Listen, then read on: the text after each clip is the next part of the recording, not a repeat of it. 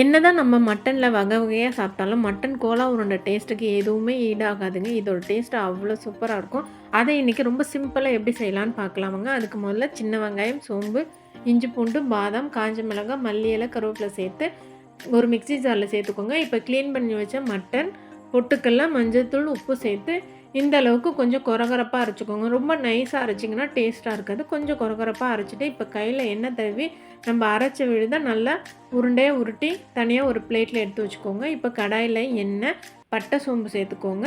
வெங்காயம், பச்சை மிளகாய், கருவேப்பிலை சேர்த்து நல்லா வதக்கிக்கோங்க. இது நல்லா வதங்கினது பிறகு இஞ்சி பூண்டு, தக்காளி சேர்த்து நல்லா வதக்கிக்கோங்க. இதுவும் நல்லா வதங்கினது பிறகு மஞ்சள் தூள், மிளகாய் தூள், தனியாத்தூள் சேர்த்துக்கோங்க. நான் இன்றைக்கி அரிசி கழுவுன தண்ணி எடுத்து வச்சுருக்கேன். அந்த தண்ணி சேர்த்திங்கன்னா இன்னும் கொஞ்சம் டேஸ்ட்டாக இருக்கும். இப்போ இது நல்லா வதங்கினது பிறகு அந்த தண்ணியும் சேர்த்து நல்லா கொதிக்க விடுங்க. இது நல்லா கொதித்தது பிறகு நம்ம ஆல்ரெடி உருட்டி வச்ச உருண்டையை ஒன்று ஒன்றா சேர்த்து இந்த அளவுக்கு நல்லா கொதிக்க வைங்க. இப்போ உருண்டையெல்லாம் நல்லா வெந்து மேலே வந்துடும். இப்போ கொத்தமல்லி தூவி இறக்குனீங்கன்னா சூப்பரான மட்டன் கோலா உருண்டை குழம்பு ரெடி.